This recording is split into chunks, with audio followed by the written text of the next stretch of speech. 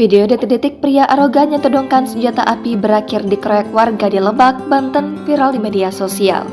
Video pria bawa senjata api yang dikeroyok warga itu viral setelah diunggah akun Instagram @bantenraya pada Senin 2 Januari 2023. Video itu direkam oleh salah satu pengendara yang melintas dari jauh. Dalam video itu, tampak terjadi keributan di pertigaan jalan yang tengah dalam perbaikan betonisasi. Nampak seorang pria yang berusaha diamankan oleh warga. Setelah pria itu tertangkap, warga lain langsung mendekat dan mengeroyok pria tersebut. Dari keterangan pengunggah, insiden itu terjadi di Jalan Pasar Malingping, Jalan Malingping Baya, Kabupaten Lebak, Banten. Awalnya pria itu tak mau antri, lalu ditegur oleh warga sekitar. Pria itu marah dan menodongkan senjata airsoft gun kepada warga sekitar. Video ini pun mendapat banyak komentar dari netizen. Dilansir dari tribunnews.com, pria yang todongkan pistol kepada warga itu adalah seorang guru berinisial SE. SE mengajar di madrasah di Kecamatan Cijaku, Lebak.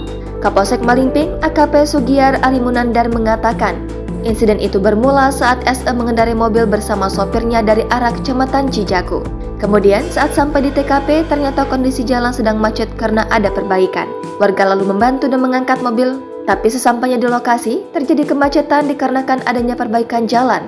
Saat itu, jalan dalam keadaan macet, SE tidak sabar akhirnya menerobos, sehingga mobilnya terselip pada area jalan yang lagi diperbaiki.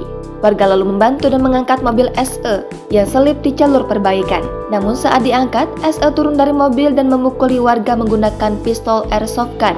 Bahkan SE sempat menggigit petugas yang akan membawanya ke polsek. Saat ini, SE sudah berada di Polsek Malingping dan akan menjalani tes kejiwaan. Keluarga SE sendiri mengabarkan jika SE mengalami gangguan jiwa. Gangguan jiwa itu terjadi sekitar 10 hari terakhir.